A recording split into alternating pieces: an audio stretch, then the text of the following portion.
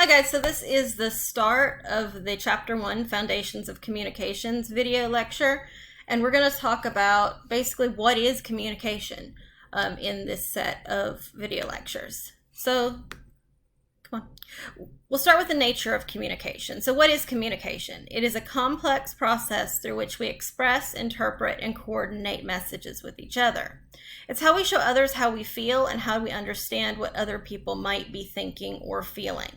It is not just words, it is not just verbal utterances. It also includes body language, it includes facial expressions, it includes tone of voice, it includes a lot of very complex things that can express different messages. And we'll talk about what messages are in just a second. But first, let's talk about why this is important. So communication with others is necessary to establish a sense of personal identity and maintain relationships with others. It is not necessarily just something you do with other people. You communicate with yourself. Self-talk is actually universal, despite the fact self-talk is talking to yourself. Despite the fact that we pretend like it's something that only crazy people do, it is actually something that all people do in all languages. And studies have shown that it helps us to remember things better. So if you go into a grocery store and you actually say out loud, I need milk, eggs, and butter, you're much more likely to remember to get the milk, eggs, and butter than if you just think it. But even just thinking, I need milk, eggs, and butter, or even thinking, wow, I really bombed that. That's a form of communication that you do with yourself. So communication applies to other people, it applies to ourselves, it applies to our pets. It's something that we do continuously and constantly. A fun fact, well, not so fun fact, humans in isolation for long periods of time suffer from panic attacks, depression, severe anxiety, and even hallucinations, which are all symptoms of PTSD.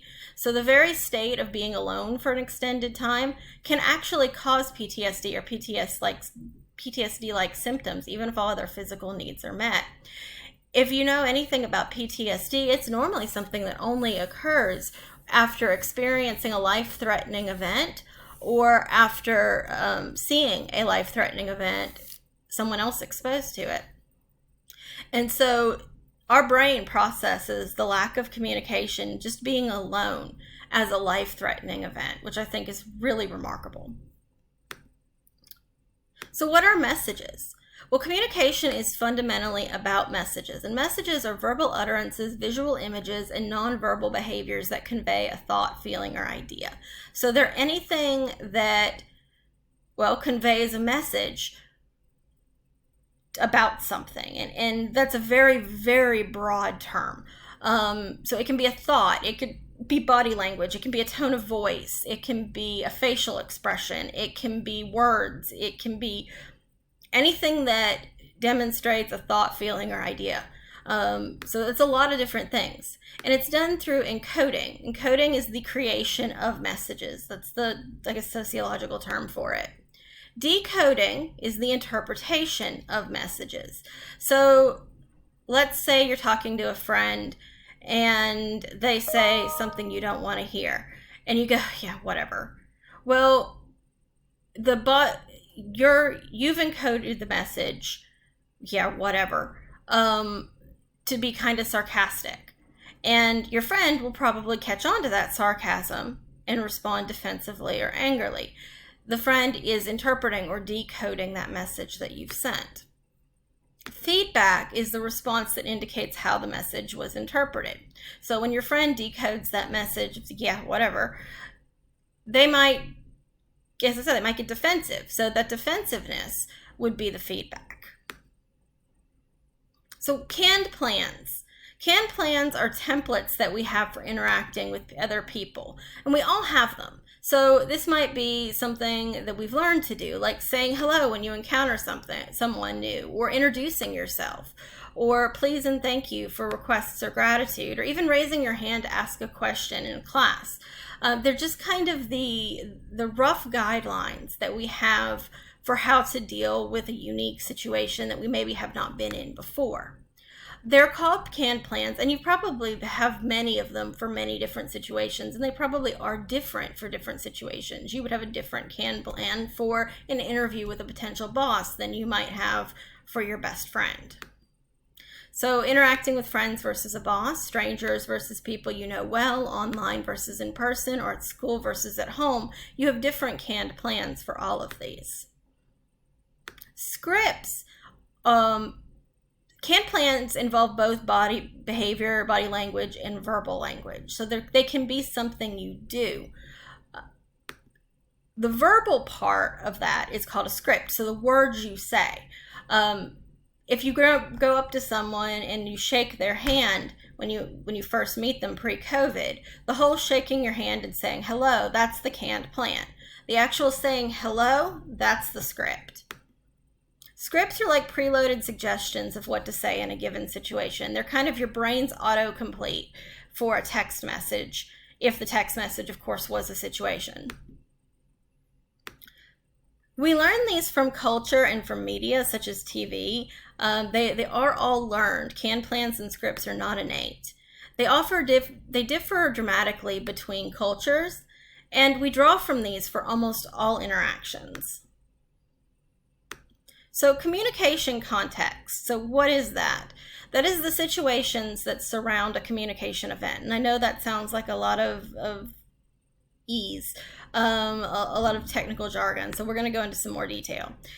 The things that surround a communication event can include the location, the relationship between participants, feelings, and cultural value. And so context often changes how we behave in a situation. So again, let's take the job interview. You are probably going to where you're interviewing for the job. The relationship is very formal. The feelings involved, the person who's potentially hiring you is evaluating you, so you might feel judged, and you're probably feeling kind of nervous. And cultural values will depend on your culture. Conversely, let's say that your friend's coming over to your house to watch a game. Well, the location isn't a formal location. The location is your house. The relationship's already pretty friendly. Hopefully so are the feelings. And the cultural values are probably pretty similar. So you're going to behave very differently with that friend coming over to watch a game than you might behave in that job interview. Because the context changes how we behave in that situation. So it changes what we say and how we say it, what tone of voice we use, how we hold ourselves. Communication context can include the physical situation, which is the location, environmental conditions, and proximity of others. So you might behave differently, in a formal location versus an informal location. You might behave differently if it's raining than if it's sunny.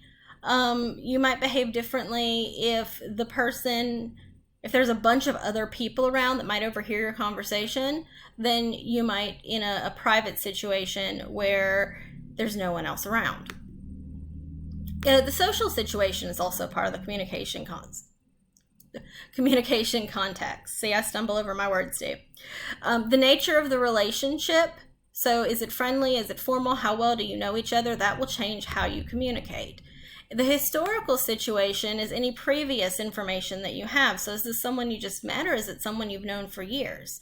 What kind of things have you talked about in the past? What is the background between the two of you in your history together? That will also affect how you communicate with each other. Your psychological situation will affect how you communicate. If you're in a bad mood, maybe you haven't gotten enough sleep or you haven't eaten, you may communicate very differently than if you had just eaten or you'd gotten a good night's sleep. Or you might behave differently if you're stressed out about an upcoming test than you would in the summer when you don't have any school. All of those things, those psychological situations, can change how you communicate with another person. And so can the cultural situation, any beliefs, values, assumptions, or rituals that are present. And this applies to people from other countries. So let's say you're visiting someone in Tokyo. Well, the body language, the social conventions would be very different in Tokyo than here in the US. But it can also apply to other cultural groups here in the US, certain racial groups or religious groups. that might have different beliefs and values or rituals that you may or may not be familiar with. So we're going to stop here on this one, and then we're going to come back for communication settings and everything that comes forward after this up.